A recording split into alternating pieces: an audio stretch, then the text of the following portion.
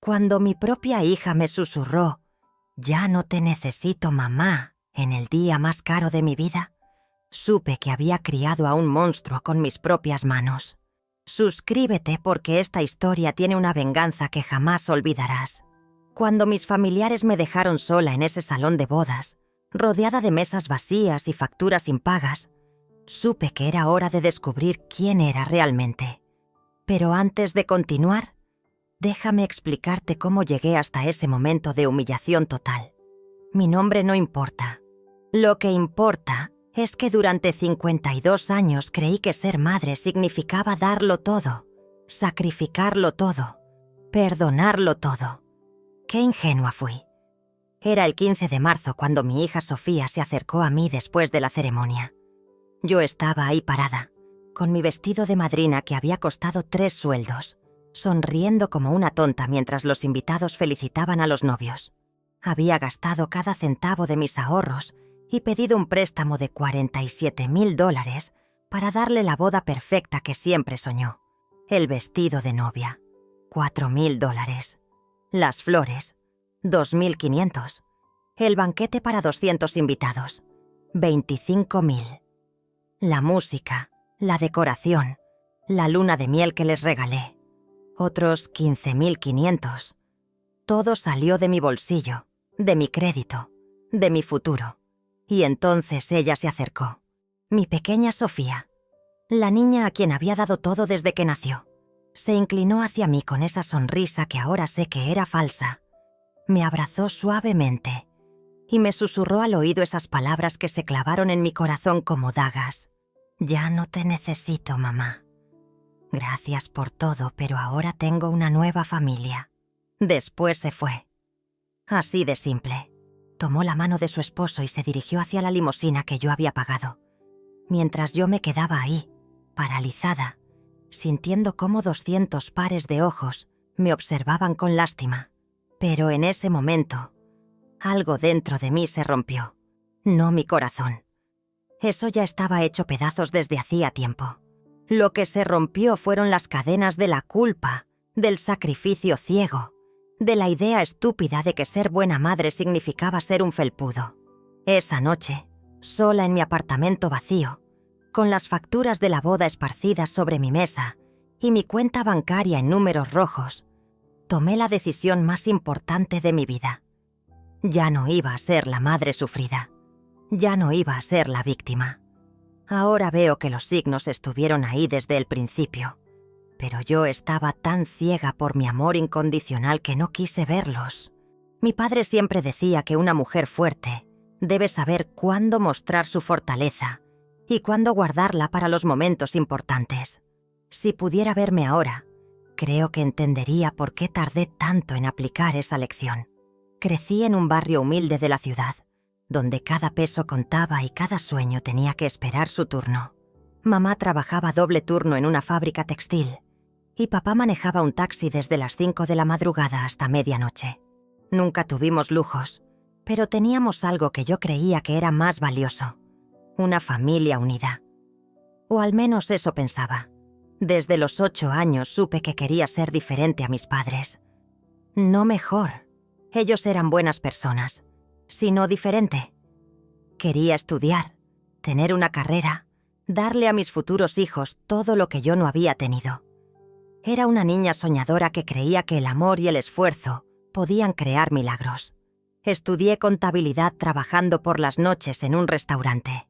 Cada noche llegaba a casa con los pies hinchados y grasa en el uniforme, pero con la certeza de que estaba construyendo un futuro mejor.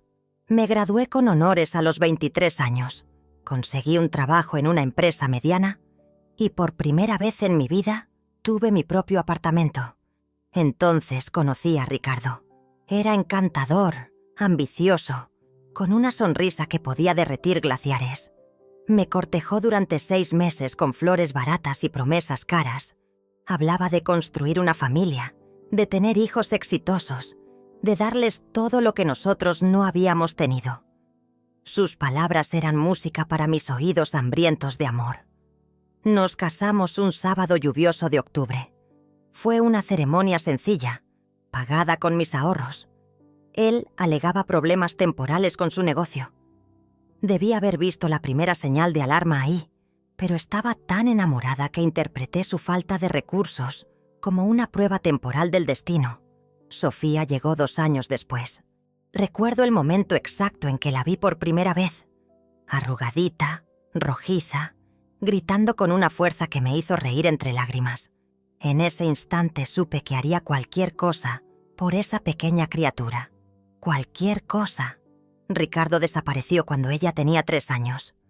Una mañana simplemente no estaba. Dejó una nota sobre la mesa de la cocina. No estoy listo para esta responsabilidad. Cuídala bien. Como si fuera tan fácil.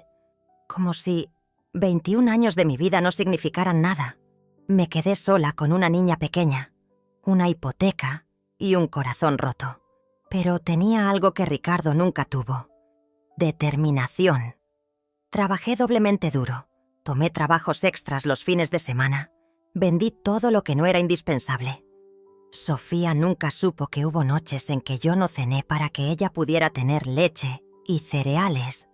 Le di todo. Clases de piano, ropa de marca, vacaciones que yo nunca pude costear de niña. Cuando cumplió 15 años, organicé una fiesta que costó más que mi salario de 6 meses. Cada sacrificio valía la pena cuando veía su sonrisa. Ahora entiendo que no estaba criando a una hija agradecida. Estaba creando a una persona que creía que merecía todo sin dar nada a cambio, pero aún no había aprendido esa lección. Aún creía que el amor incondicional era sinónimo de entrega total. El primer llanto de Sofía en la madrugada del 12 de abril cambió mi universo para siempre. Tenía 25 años y creía que sabía lo que era amar, hasta que sostuve a esa pequeña criatura en mis brazos. Su respiración suave contra mi pecho me susurraba secretos que solo las madres pueden entender. Los primeros meses fueron un torbellino de noches sin dormir, pañales infinitos y una ternura que jamás había experimentado. Cada sonrisa sin dientes era un regalo, cada paso tambaleante una victoria personal. Me levantaba a las 3 de la mañana para cambiarla y no sentía cansancio, sino privilegio. Ricardo ya mostraba señales de impaciencia. Se quejaba del llanto nocturno, de los gastos extra, de cómo mi atención se había desviado hacia ella. «Ya no soy tu prioridad», me reclamaba con esa voz que empezaba a sonar irritante. Yo trataba de balancear ambos amores, sin entender que él ya había decidido abandonar el barco. Cuando Sofía cumplió 1 año, organicé una celebración que vació mi cuenta bancaria. Decoraciones rosadas, una torta de 3 pisos, fotografías profesionales que costaron una fortuna. Quería que tuviera recuerdos hermosos, aunque ella era demasiado pequeña para recordar cualquier cosa. Los 2 años siguientes fueron los más felices de mi existencia. Sofía decía «mamá», con una dulzura que derretía mis defensas más sólidas. Correteaba por el apartamento con sus rizos dorados rebotando, convirtiendo cada rincón en un parque de diversiones. Yo documentaba cada momento. Sus primeras palabras completas, su obsesión con los zapatos rojos, cómo abrazaba su osito de peluche. Entonces llegó esa mañana maldita cuando encontré la nota de Ricardo. Leí sus palabras 1, 2, 10 veces. No estoy listo para esta responsabilidad. Como si Sofía fuera un proyecto fallido y no su propia sangre. Como si 3 años de matrimonio fueran un experimento que no funcionó. Sofía me encontró llorando en la cocina. Se acercó con sus pasitos inseguros y me ofreció su osito. «¿Mamá triste?», preguntó con esa voz angelical que me rompía y sanaba al mismo tiempo. En ese momento decidí que ella nunca se sentiría abandonada como yo me sentía. Fue el error más grande de mi vida, aunque no lo sabía entonces. Me convertí en madre y padre. Trabajaba durante el día y estudiaba por las noches para obtener certificaciones que me dieran mejores oportunidades laborales. Sofía se quedaba con la vecina, doña Carmen, una mujer mayor que la adoraba casi tanto como yo. Cada peso extra iba para ella. Ropa nueva cada temporada, juguetes educativos, libros coloridos que leíamos juntas antes de dormir. Yo usaba la misma ropa durante años, pero ella siempre estaba impecable. Cuando empezó el jardín de infantes, me aseguré de que fuera el mejor del barrio. Las mensualidades representaban la mitad de mi sueldo, pero valía la pena ver cómo florecía entre sus compañeritos. Las maestras la adoraban, tenía facilidad para aprender, y su personalidad carismática la convertía en el centro de atención. Tal vez ahí comenzó todo. Tal vez ahí aprendió que merecía ser el centro del universo. Los fines de semana eran sagrados. Parques, helados, cine, todo lo que pidiera. ¿Podemos ir al zoológico, mami? Claro, princesa. ¿Puedo tener ese vestido rosado? Por supuesto, amor. Nunca le dije que no a nada que estuviera dentro de mis posibilidades. Y a veces ni siquiera eso me detenía. Recuerdo una tarde cuando tenía 5 años. Habíamos ido de compras y vio una muñeca carísima en el escaparate.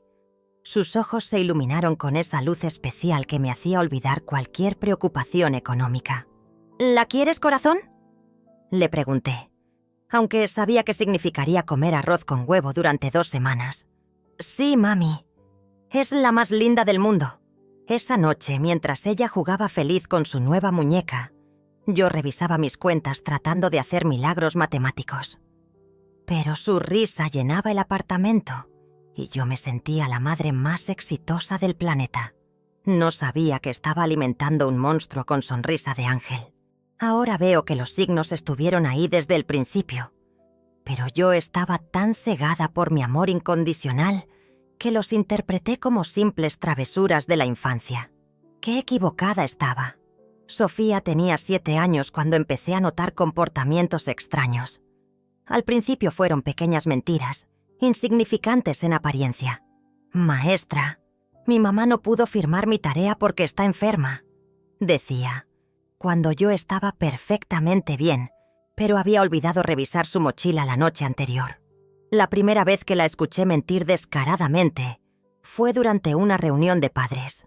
La señora González, su maestra de 2º grado, me comentó: Sofía nos contó que ustedes tienen una piscina en casa y que los fines de semana hacen fiestas enormes.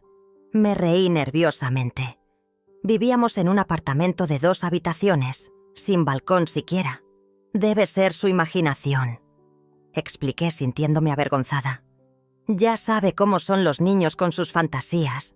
Pero cuando llegamos a casa, confronté a Sofía suavemente.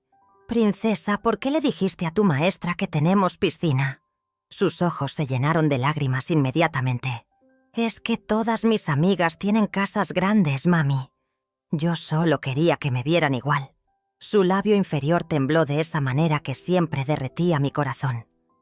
La abracé, sintiéndome culpable por cuestionar sus motivos. «Amor, nuestra casa es pequeña, pero está llena de cariño. Eso es más importante que cualquier piscina». Debí haber usado ese momento para enseñarle sobre honestidad y gratitud. En cambio, le prometí que algún día tendríamos una casa más grande. Otra promesa imposible que alimentaba sus expectativas irreales. Los siguientes años trajeron incidentes más preocupantes. En 4º grado, descubrí que había estado robando dinero de mi cartera. Pequeñas cantidades al principio. 5 pesos aquí, 10 allá. Lo usaba para comprar dulces caros y compartirlos con sus compañeras, comprando así su admiración. Cuando la descubrí con la mano en mi billetera, sentí una punzada extraña en el pecho. «Sofía, esto está mal. No puedes tomar dinero sin permiso». Ella rompió en llanto inmediatamente. «Es que quería comprarle un regalo de cumpleaños a Andrea. Ella siempre me invita a su casa y yo nunca tengo nada bonito para darle». Su explicación me conmovió tanto que terminé dándole el dinero que había intentado robar. «La próxima vez, solo pídeme». «¿Sí, corazón?» Siempre encontraremos la manera. Cada transgresión venía acompañada de una justificación que tocaba mis fibras más sensibles. Cada castigo que intentaba imponer se convertía en una explicación comprensiva seguida de más indulgencia. A los 10 años, Sofía había perfeccionado el arte de la manipulación. Sabía exactamente qué botones presionar para obtener lo que quería. Si le negaba algo, aparecían las lágrimas. Si insistía en disciplinarla, llegaban los reproches. «Tú nunca entiendes lo difícil que es para mí no tener papá». Esa frase era su arma nuclear. Cada vez que la pronunciaba, yo me desmoronaba. Me sentía responsable de su dolor, culpable de no haber podido darle una familia completa. Entonces compensaba con regalos, permisividad, atención extra. Sus exigencias crecían exponencialmente. Ya no eran solo juguetes o ropa. Quería el teléfono más moderno para su cumpleaños número 11. Quería clases particulares de danza porque las gratuitas de la escuela no eran lo suficientemente buenas. Quería vacaciones en la playa como las familias de sus amigas. Yo trabajaba fines de semana extra, pedía prestado a mis hermanos, vendía cosas que consideraba prescindibles. Todo para ver esa sonrisa que se había vuelto cada vez más exigente y menos genuina. El punto de quiebre llegó cuando tenía 12 años. Había organizado una fiesta de cumpleaños costosa en un salón de eventos, invitando a toda su clase. Gasté 3 meses de salario en decoraciones, comida y entretenimiento.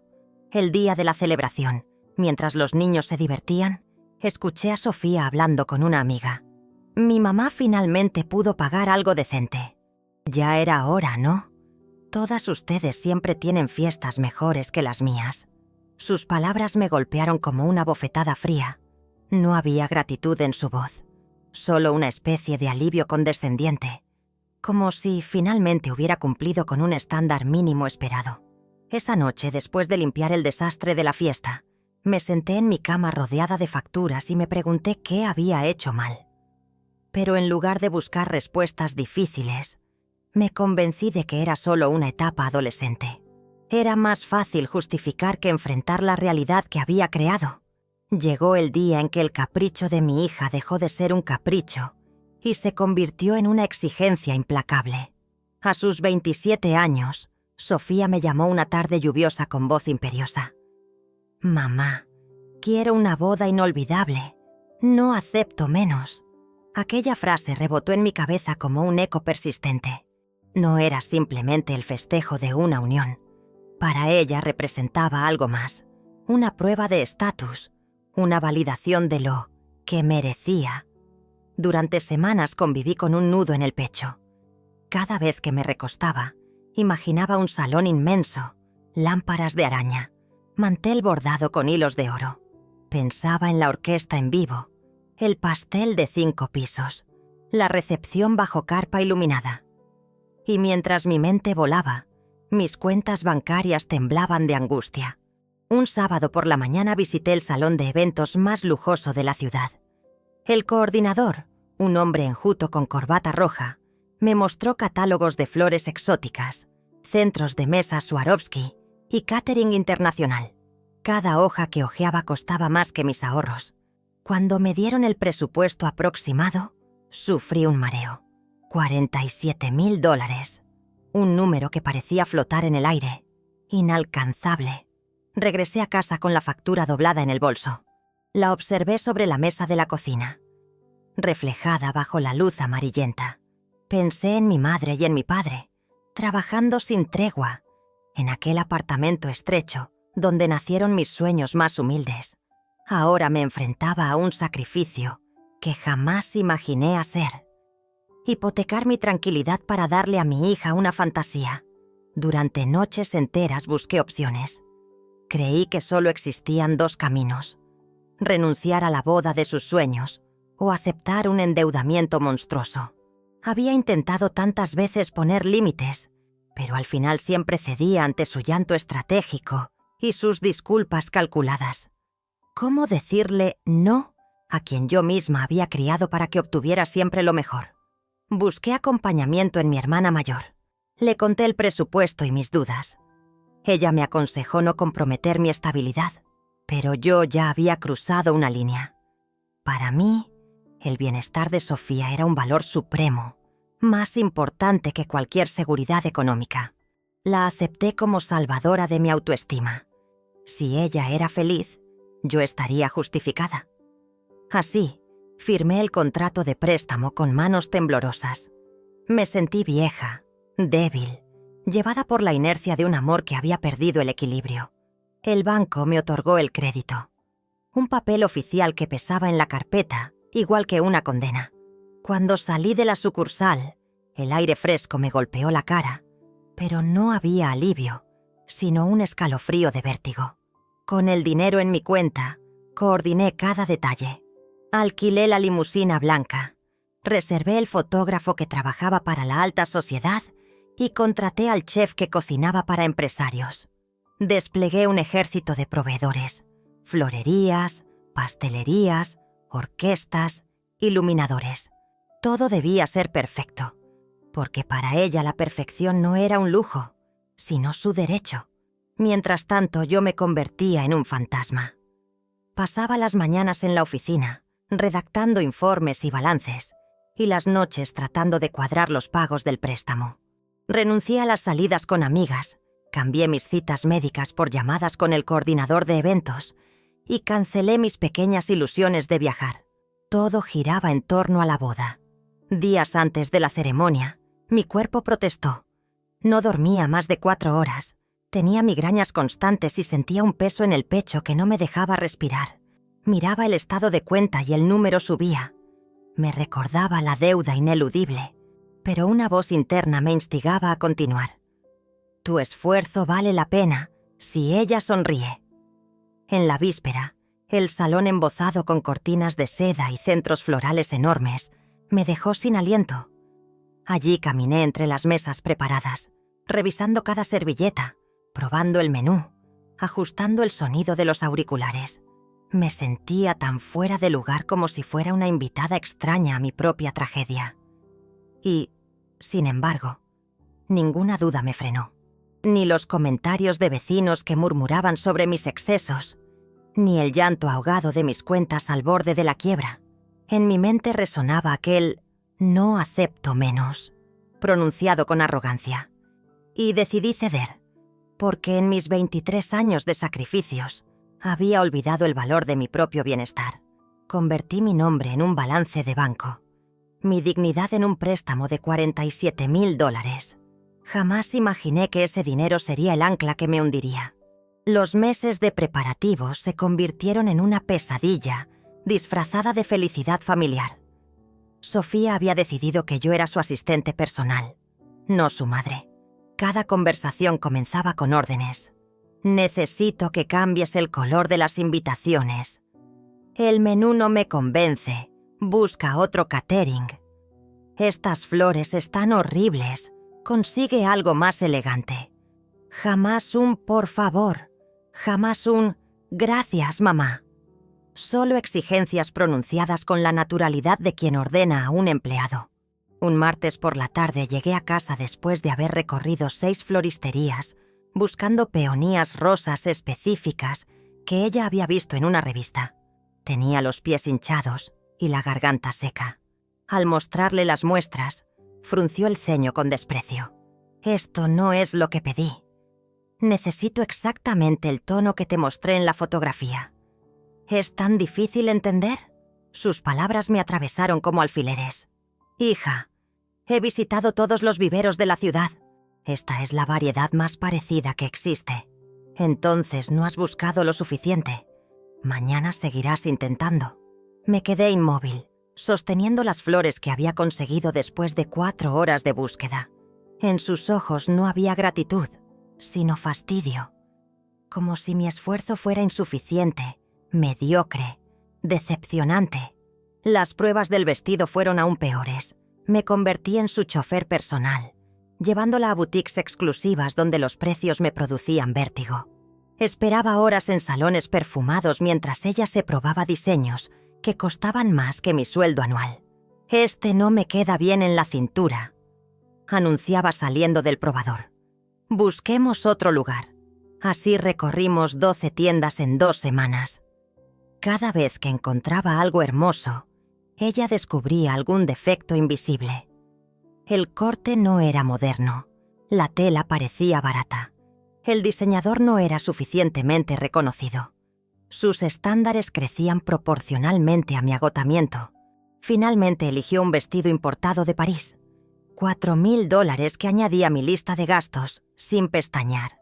Cuando la vi reflejada en el espejo, radiante con esa sonrisa triunfal, pensé que valía cada sacrificio.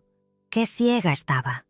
Los preparativos de la ceremonia religiosa trajeron nuevos desafíos. Sofía decidió que la decoración del altar era inadecuada y exigió cambios de último momento. Contraté a un equipo adicional de decoradores que trabajó toda la noche anterior reorganizando flores y telas. Mientras supervisaba esos ajustes, recibí una llamada suya a las 2 de la madrugada. «Mamá, no puedo dormir. Estoy nerviosa por el peinado. ¿Puedes venir a acompañarme?» Conduje 30 minutos hasta su apartamento, que yo había ayudado a amoblar y cuyas mensualidades seguía pagando. La encontré despierta, revisando fotografías de peinados en revistas. «Creo que deberíamos cambiar el estilo. Este se ve muy común». «Sofía, el estilista ya está contratado. Hemos hecho 3 pruebas y tú estabas encantada. Pero ahora me parece aburrido. Llámalo mañana temprano y dile que queremos algo más sofisticado». Regresé a casa cuando amanecía, con una nueva tarea en mi lista interminable. Al día siguiente convencí al estilista de hacer modificaciones sin costo adicional, inventando una historia sobre cambios de humor prematrimoniales. La semana final fue un caos controlado. Sofía me llamaba cada hora con nuevas urgencias. El pastel necesitaba más decoración, la música debía incluir canciones específicas, los arreglos florales del salón estaban mal distribuidos. Yo corría de un lado a otro, resolviendo problemas que ella creaba con sus cambios constantes. El día antes de la boda, mientras revisábamos los últimos detalles en el salón, se acercó a mí con expresión seria. «Mamá, hay algo importante que debo decirte». Mi corazón se aceleró. Pensé que finalmente llegarían las palabras de agradecimiento que había estado esperando durante meses. «Mañana, durante el evento, quiero que te mantengas discreta. No quiero que acapares atención. Esta es mi día, no el tuyo». Sus palabras me golpearon como una cachetada helada. «¿Discreta? Sofía, soy tu madre». «Exactamente. Y como mi madre, debes entender que tu papel es apoyarme desde el fondo. No quiero que te acerques demasiado durante las fotografías principales, ni que hagas discursos emotivos. Mantén un perfil bajo». Esa noche, sola en mi cuarto, lloré hasta que no quedaron lágrimas. Había gastado mis ahorros, hipotecado mi futuro y sacrificado mi dignidad para darle la boda perfecta. Y ella me pedía que me volviera invisible en el día más caro de mi vida. Debí haber cancelado todo en ese momento. Debí haber tenido el valor de decirle que merecía respeto, no órdenes. Pero el daño ya estaba hecho, tanto en mi cuenta bancaria como en mi autoestima. No sabía que lo peor aún estaba por llegar. La víspera de la ceremonia trajo consigo una serie de acontecimientos que debieron encender todas mis alarmas internas. Pero yo estaba tan sumergida en mi papel de madre perfecta que interpreté cada humillación como nervios prematrimoniales normales. Todo comenzó cuando llegué al hotel donde Sofía pasaría su última noche de soltera. Había reservado la suite nupcial más cara del establecimiento, naturalmente pagada por mí. Al entrar, la encontré rodeada de sus amigas, todas riéndose mientras bebían champán francés que había costado más que mi renta mensual. «Ah, llegó mamá», anunció con una sonrisa que no alcanzó sus ojos. «Chicas, les presento a mi patrocinadora oficial». Las demás rieron como si hubiera dicho algo gracioso. Yo sonreí incómodamente, fingiendo que no había escuchado el veneno en sus palabras. «Patrocinadora», como si fuera una empresa financiando un evento deportivo. No su madre dándolo todo por su felicidad. «Sofía, traje los zapatos que querías de la zapatería italiana», dije, extendiendo la elegante caja dorada. «Ponlos ahí», respondió sin siquiera mirarme, señalando distraídamente hacia una silla. «Isabella, cuéntales a las chicas sobre tu luna de miel en Santorini. Seguramente será más interesante que la nuestra». Me quedé parada sosteniendo la caja, esperando tal vez un gracias que nunca llegó. Una de sus amigas, Valentina, me miró con lástima disimulada. Era la misma mirada que reservaba para las empleadas domésticas en su casa. ¿Necesitas algo más, Sofía?, pregunté, sintiendo cómo mis propias palabras sonaban serviles. Sí, podrías llamar al servicio a la habitación y pedir más hielo. También revisa que mañana temprano traigan el desayuno exactamente como lo especifiqué. Frutas tropicales, croissants de mantequilla francesa y café colombiano. Nada de sustitutos baratos. Sus instrucciones eran precisas, como las que daría a personal de hotel. No había cariño en su voz, solo eficiencia administrativa. Yo anoté cada detalle en mi libreta, como había estado haciendo durante meses. Mientras marcaba el servicio a la habitación, escuché fragmentos de su conversación con las invitadas. Mi madre se ha portado decentemente con los gastos, aunque tuvo que esforzarse bastante. Al final, logré tener todo lo que quería. Decentemente. La palabra resonó en mi cabeza como un eco doloroso. $47,000 de préstamo más mis ahorros de toda la vida constituían aparentemente un esfuerzo decente. Más tarde, cuando llegó su futuro esposo con sus amigos, presencié una escena que debió haberme alertado definitivamente. Marcos se acercó a mí con cortesía fingida. «Señora Elena, quería agradecerle por hacer posible esta celebración tan grandiosa. Sofía me contó que usted se encargó de absolutamente todos los gastos. Es lo mínimo que puedo hacer por mi hija», respondí, intentando mantener la dignidad. «Bueno, después de mañana ya no será su responsabilidad. Nosotros nos encargaremos de ella desde ahora». Sus palabras tenían un tono extraño, como si estuvieran discutiendo la transferencia de una propiedad. Sofía escuchó el intercambio desde el sofá y asintió con aprobación. «Exacto. Finalmente tendré a alguien que realmente pueda darme lo que merezco», comentó, mirándome directamente. Sin tantas limitaciones económicas, el comentario me atravesó como una daga envenenada. Todas las noches que había trabajado horas extras, todos los gastos personales que había cancelado, todos los sacrificios que había hecho durante 25 años, se reducían a limitaciones económicas. Pero lo peor llegó cuando me preparaba para irme. Sofía se acercó mientras yo recogía mi bolso. «Mamá, hay algo más que necesito que entiendas sobre mañana. Dime, hija, cuando termine la ceremonia, Marcos y yo nos iremos inmediatamente de luna de miel. No habrá despedidas largas ni escenas emotivas. Queremos comenzar nuestra nueva vida sin dramas del pasado». «¿Dramas del pasado?», repetí confundida. «Ya sabes, toda esa dependencia emocional que has tenido hacia mí. Es hora de que aprendas a vivir tu propia vida sin aferrarte tanto a la mía». Sus palabras me dejaron sin aliento. Dependencia emocional. Como si mi amor maternal fuera una enfermedad que necesitaba cura. «Sofía, solo quiero lo mejor para ti». «Lo sé, mamá, pero ya es suficiente. Mañana, después de la boda, cada quien seguirá su camino». Esa noche conduje a casa con lágrimas nublando mi visión.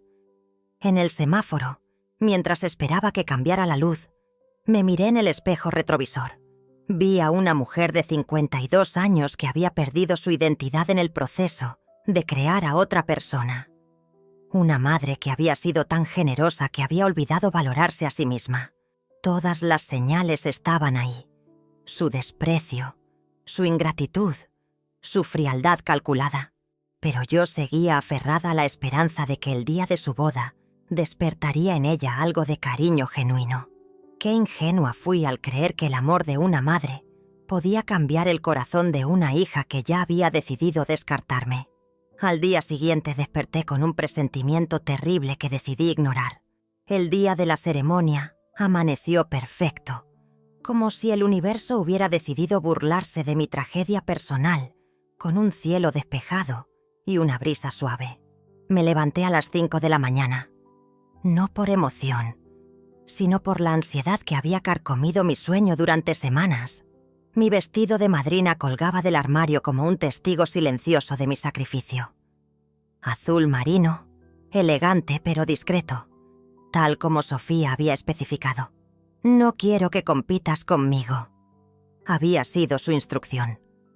Como si fuera posible que una mujer de 52 años quisiera competir con una novia de 27. Llegué al salón 3 horas antes de la ceremonia para supervisar los últimos detalles.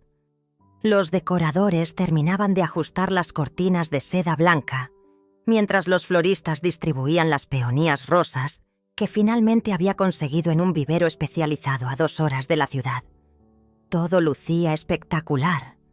Las mesas redondas con manteles de lino bordado, los centros de mesa con cristales Swarovski, reflejando la luz dorada, la pista de baile perfectamente encerada. $47,000 convertidos en una fantasía materializada. El coordinador se acercó con una sonrisa profesional. «Señora Elena, todo está listo. Su hija tendrá la boda con la que soñó. Gracias», murmuré, sintiendo un vacío extraño en el pecho. Debería haber sentido orgullo, satisfacción, felicidad maternal. En cambio, experimentaba una melancolía profunda, como si estuviera organizando mi propio funeral. Los invitados comenzaron a llegar puntualmente. 200 personas elegantemente vestidas, muchas de las cuales no conocía. Amigos de Marcos, colegas de su trabajo, familiares lejanos que aparecían solo en celebraciones costosas. Me pregunté cuántos de ellos sabían que cada copa de champán que bebían había sido pagada con mi futuro hipotecado. Mi hermana Carmen llegó con su esposo, ambos visiblemente incómodos por la ostentación del evento. Se acercó a mí con preocupación genuina. «Elena, esto es demasiado. ¿Realmente necesitabas gastar tanto? Es el día más importante de su vida», respondí automáticamente, repitiendo la frase que había usado para justificar cada gasto excesivo.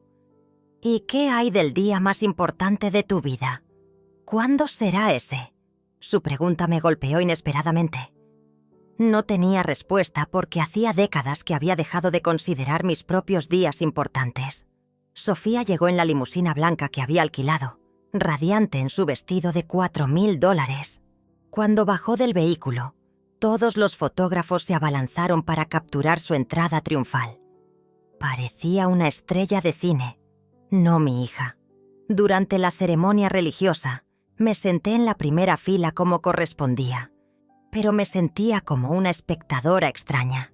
El sacerdote habló sobre el amor, el compromiso y la familia, mientras yo observaba la nuca de mi hija, preguntándome cuándo había dejado de reconocer a la persona que había criado. Cuando pronunciaron los votos, Sofía miró a Marcos con una intensidad que nunca había dirigido hacia mí. Sus palabras sobre comenzar una nueva vida sonaron como una declaración de independencia, no solo de su soltería, sino de todo su pasado. La recepción transcurrió como un sueño ajeno. Los invitados elogiaban la elegancia del evento, la calidad de la comida, la belleza de la decoración.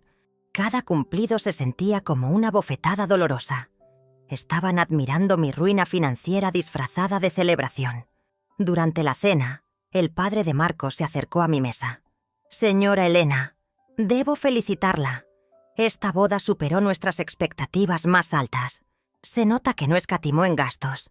«Mi hija se lo merece», respondí mecánicamente. «Por supuesto, aunque imagino que esto debe haber representado un esfuerzo considerable para usted». Sus palabras tenían un matiz extraño, como si supiera algo que yo no sabía. Más tarde entendería que todos estaban al tanto de mi situación económica. Sofía había compartido los detalles de mi sacrificio como si fuera una anécdota divertida. El momento del baile padre-hija nunca llegó.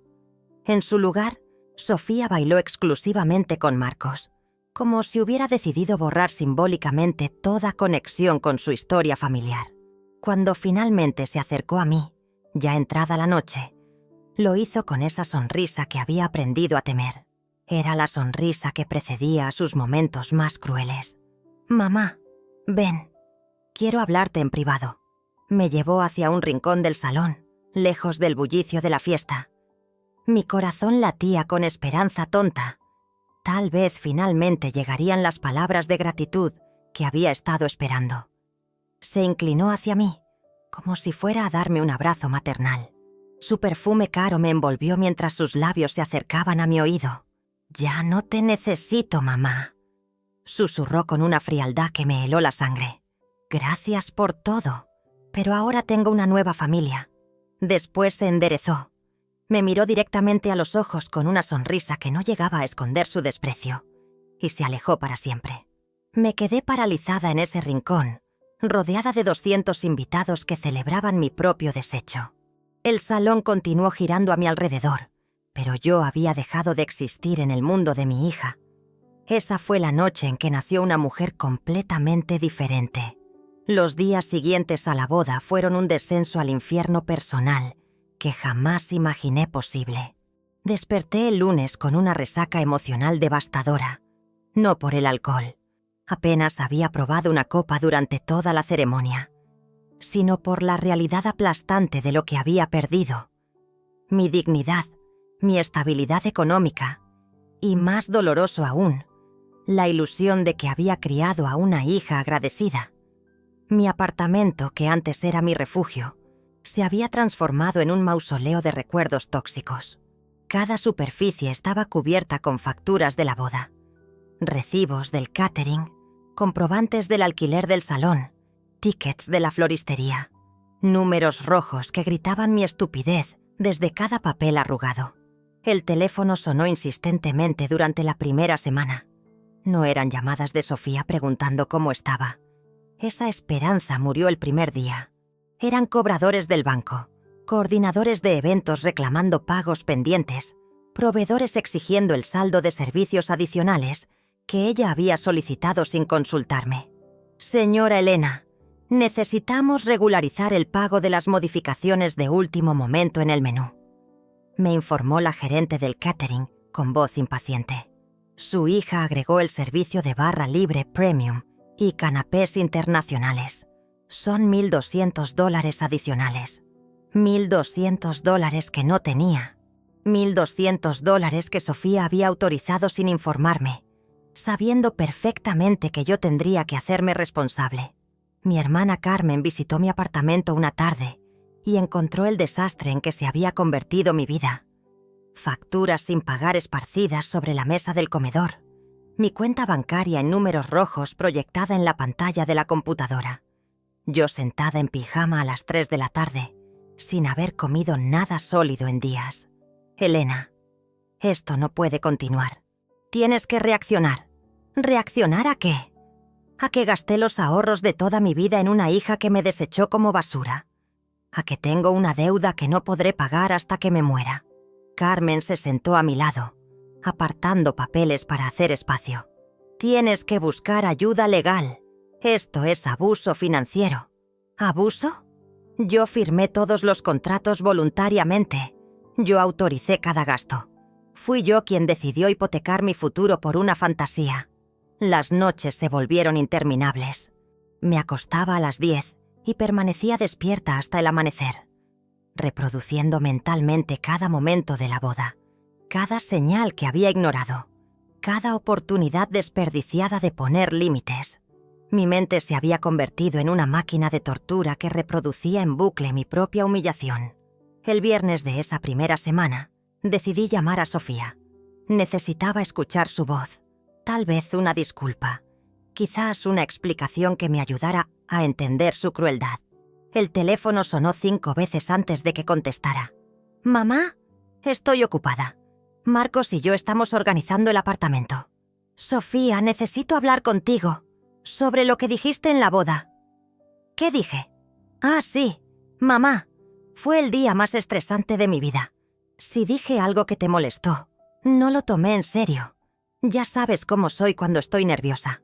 Su tono casual, como si mis sentimientos destruidos fueran un malentendido menor, me indignó más que su crueldad original. «Sofía, me dijiste que ya no me necesitabas. Me trataste como si fuera tu empleada durante meses. Gasté cada centavo que tenía. Mamá, por favor. Eso ya pasó.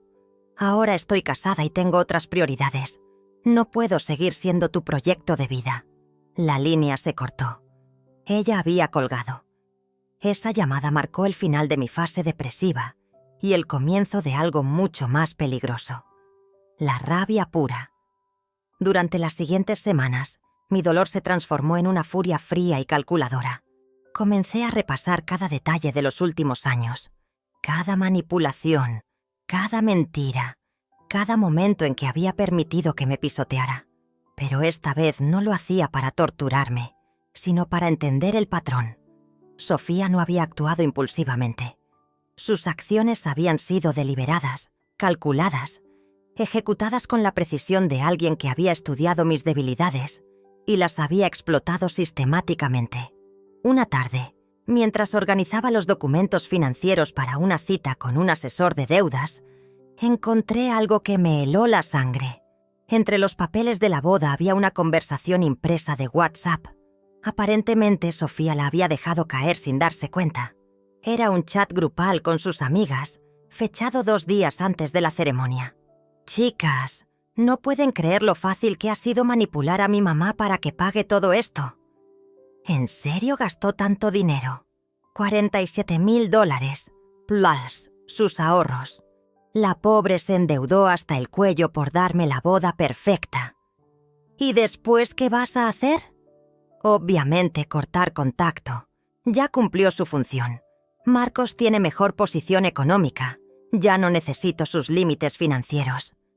Eres brutal, Sofía. Es supervivencia. Ella eligió ser la madre sacrificada. Yo solo aproveché la oportunidad. Leí esa conversación 10 veces, cada palabra clavándose en mi corazón como puñales envenenados. Cumplió su función. Cortar contacto. Aprovechó la oportunidad. Mi hija había planificado fríamente mi destrucción emocional y financiera. Esa noche, por primera vez en semanas, dormí profundamente. No porque hubiera encontrado paz, sino porque finalmente tenía claridad total sobre quién era realmente la persona que había criado. Y más importante aún, había decidido qué iba a hacer al respecto. El momento exacto de mi transformación llegó un martes lluvioso, 3 semanas después de encontrar esa conversación maldita. Estaba sentada en mi cocina, bebiendo café frío mientras contemplaba el montón de facturas impagas, cuando algo dentro de mí simplemente se rompió. Pero no se rompió como antes, con dolor y autocompasión. Esta vez se rompió como una cadena oxidada que finalmente cede ante la presión. Me levanté de la silla con una determinación que no había sentido en décadas. Fui al espejo del baño y me observé detenidamente. Vi a una mujer de 52 años con ojeras profundas, cabello descuidado y la postura encorvada de quien ha cargado demasiado peso durante demasiado tiempo. Pero también vi algo más. Una inteligencia afilada que había permanecido dormida mientras jugaba al papel de madre abnegada. Se acabó. Le dije a mi reflejo. Elena, la víctima, murió hoy. Esa misma tarde comencé mi investigación. No era una venganza emocional e impulsiva.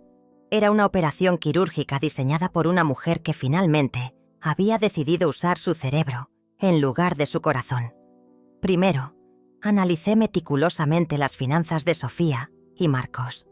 Durante años había ayudado a mi hija con sus gastos, por lo que conocía sus patrones de consumo, sus debilidades económicas, sus puntos vulnerables. Marcos trabajaba en una empresa de consultoría financiera, donde la reputación personal era fundamental para el crecimiento profesional. Segundo, recopilé evidencia. Esa conversación de WhatsApp era solo el comienzo.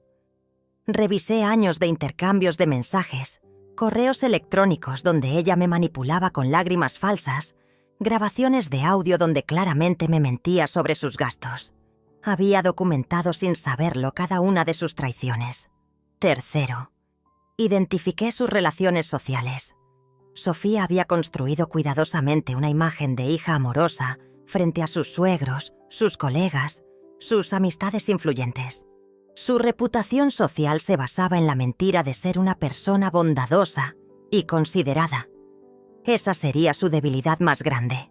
Durante las siguientes semanas, Me convertí en una estratega despiadada. Dejé de llorar, dejé de lamentarme, dejé de esperar disculpas que nunca llegarían.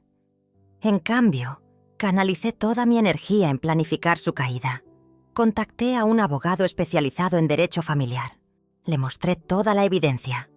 Las conversaciones donde admitía haberme manipulado.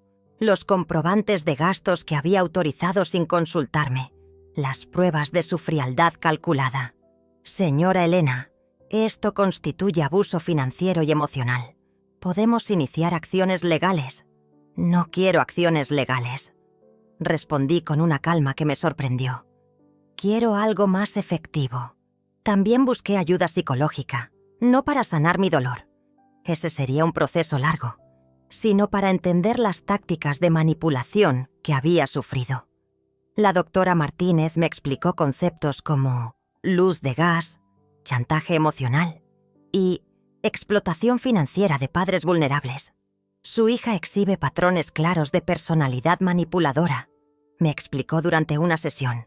Ha usado su culpa maternal como arma de control durante años. ¿Hay forma de protegerme de futuras manipulaciones? Estableciendo límites férreos y consecuencias reales por sus acciones. Esas palabras resonaron en mi mente como una revelación. Consecuencias reales. Durante 25 años, Sofía había actuado sin consecuencias. Era hora de cambiar esa dinámica. Paralelamente comencé a reconstruir mi vida personal. Busqué un segundo trabajo de medio tiempo para acelerar el pago de mis deudas. Volví al gimnasio para recuperar mi fortaleza física. Cambié mi guardarropa, mi corte de cabello, incluso mi postura corporal. Quería que cuando llegara el momento del enfrentamiento, ella se encontrara con una mujer completamente diferente. También reconecté con amistades que había abandonado durante mis años de dedicación exclusiva a la maternidad. Carmen me presentó a su círculo social, donde conocí a otras mujeres que habían pasado por experiencias similares. Sus historias me dieron perspectiva y fortaleza. Mi hijo me hizo algo parecido. Me contó Mercedes durante una cena.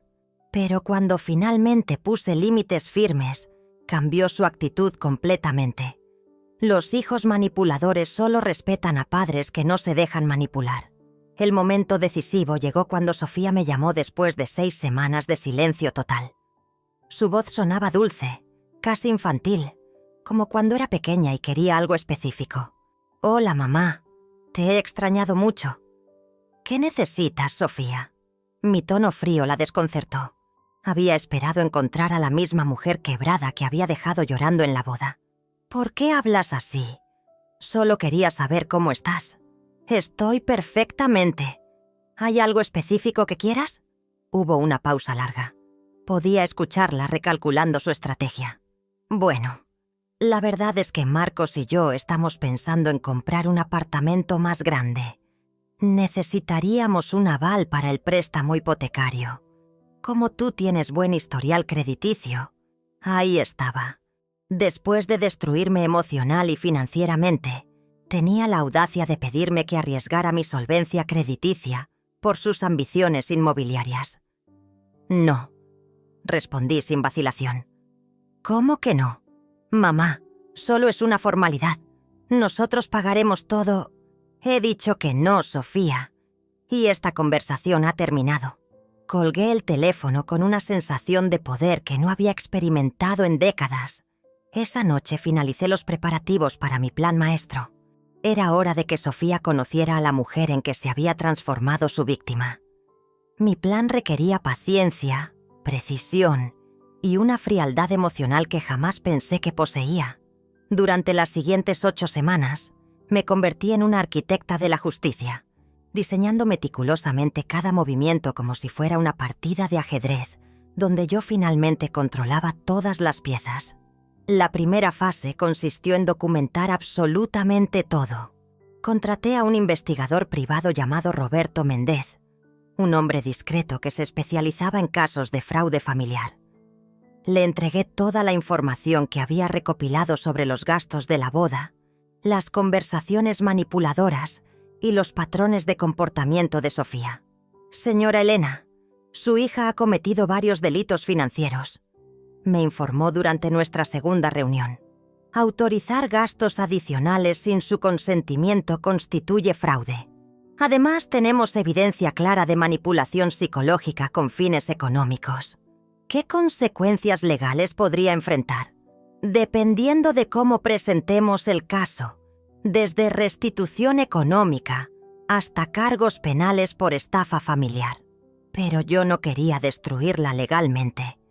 Quería algo mucho más devastador: exponerla socialmente, desarmar su imagen cuidadosamente construida y hacer que enfrentara las consecuencias naturales de sus acciones. La segunda fase involucró infiltrarme sutilmente en su círculo social. A través de contactos mutuos, comencé a aparecer en eventos donde sabía que estarían presentes sus suegros, sus colegas, sus amistades influyentes.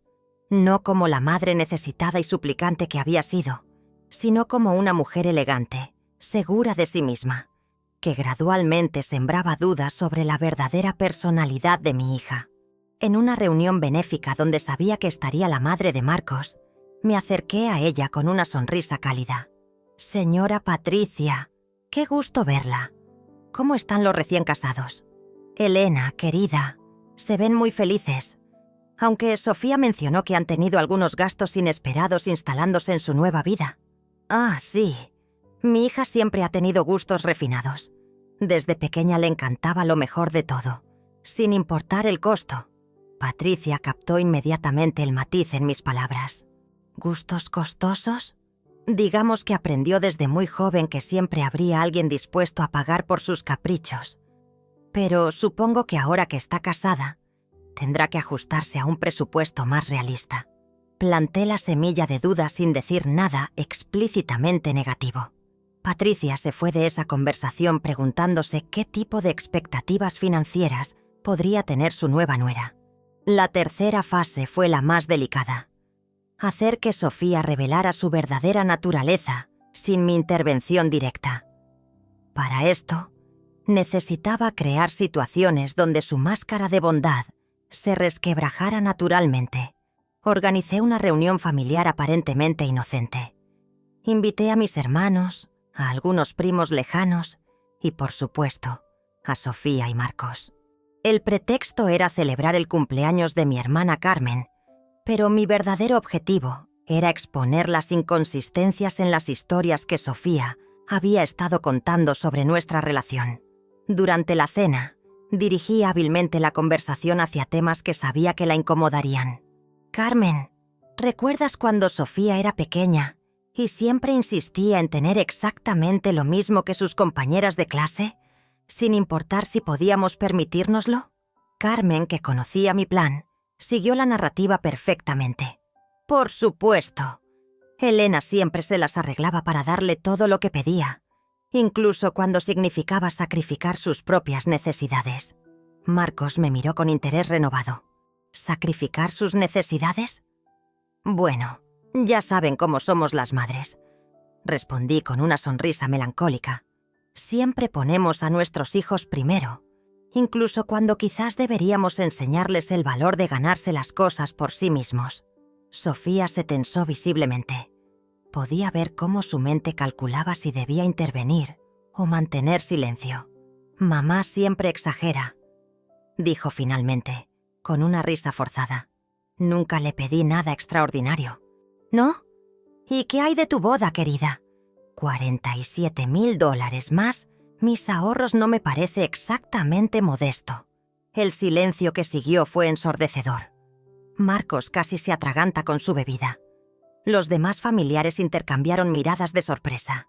«Elena, ¿gastaste tanto dinero en la boda?», preguntó mi tío Fernando con genuina preocupación. «Cada centavo que tenía. Incluso pedí un préstamo que todavía estoy pagando. Pero valió la pena ver a mi hija feliz». Sofía me miró con una mezcla de pánico y furia. Sabía exactamente lo que estaba haciendo, pero no podía confrontarme sin parecer una desagradecida frente a su esposo y su familia política. «Mamá, no tenías que haber hecho eso», murmuró débilmente. «Por supuesto que tenía que hacerlo, corazón.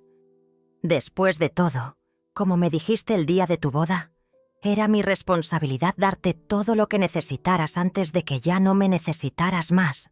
La cita exacta de sus palabras crueles, pronunciada con dulzura maternal frente a testigos, fue como una bomba emocional. Marcos la miró con una expresión que no había visto antes. Cuestionamiento. Esa noche Sofía me llamó furiosa. ¿Qué crees que estás haciendo? ¿Por qué les contaste sobre el dinero de la boda? ¿Hay algo malo en decir la verdad sobre lo que gasté en tu felicidad? ¿Estás tratando de hacerme quedar mal? No, querida. Solo estoy siendo honesta sobre nuestra relación. ¿Acaso hay algo de lo que te avergüences? Su silencio fue revelador.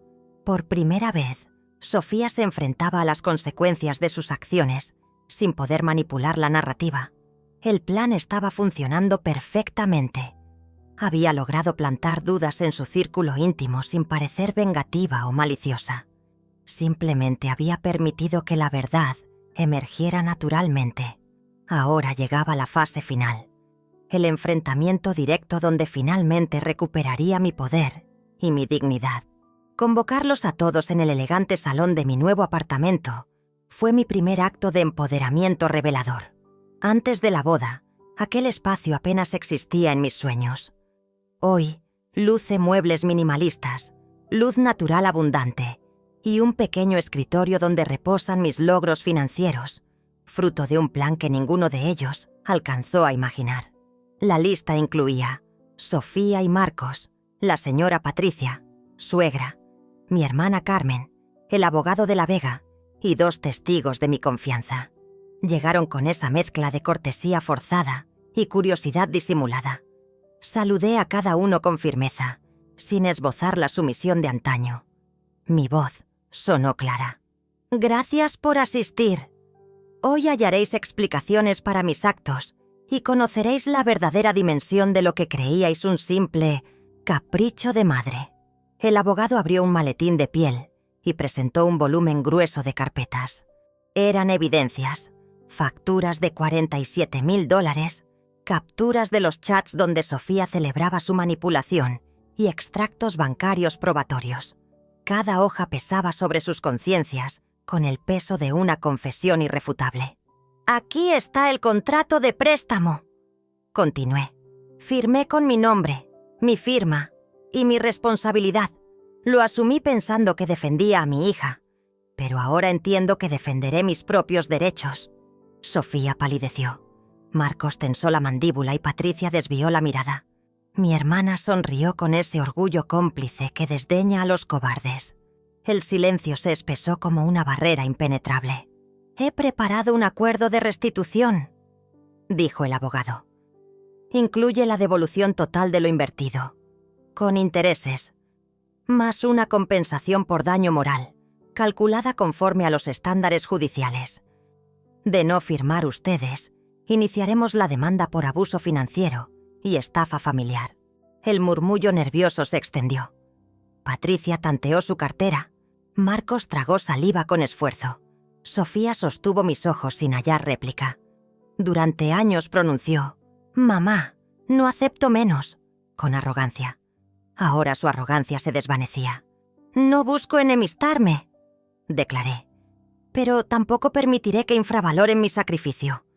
La dignidad no se olvida cuando alguien descubre que merece respeto, no órdenes». En ese instante mi voz adquirió matices de autoridad implacable.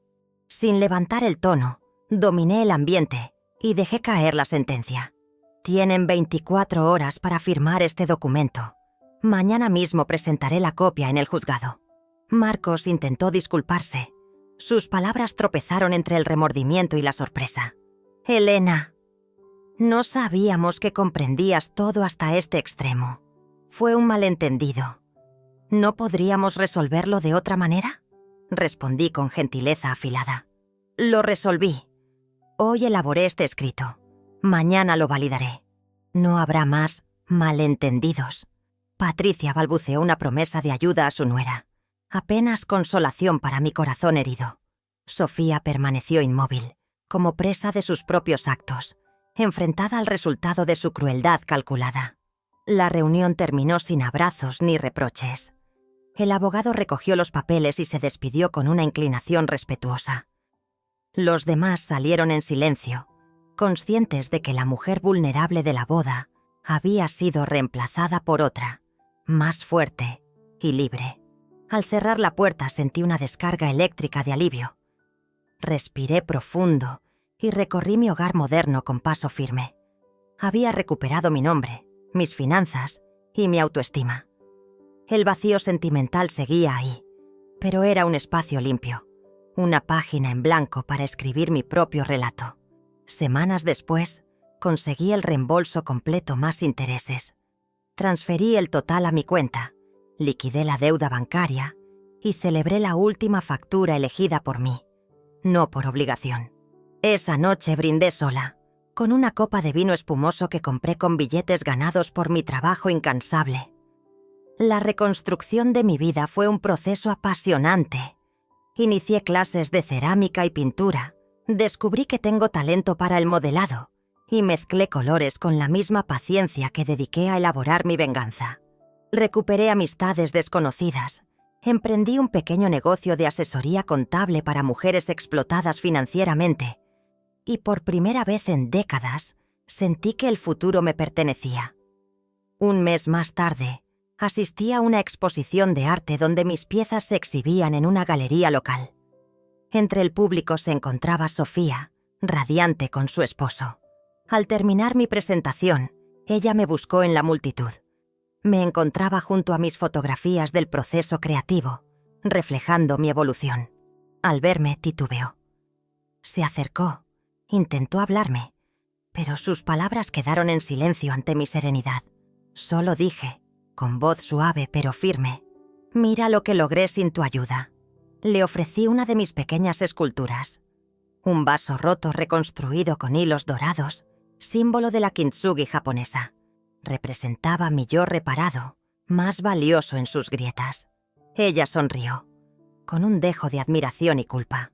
Aún la atisbé trémula, comprendiendo que se había enfrentado a alguien que no volvería a ser su víctima. Sin pronunciar más, me di la vuelta y caminé hacia la salida, dejando atrás la sombra de la madre sacrificada. Afuera, el aire fresco acarició mi rostro. Respiré profundo y supe que mi poder verdadero residía en mi propia dignidad y en el cuidado de mí misma. Al fin, descubrí que el amor más valioso es el que nos damos y que ninguna ofensa merece aplastar nuestra autoestima. Emerjo más fuerte, auténtica y libre, con las manos limpias y el corazón dispuesto a nuevas alegrías.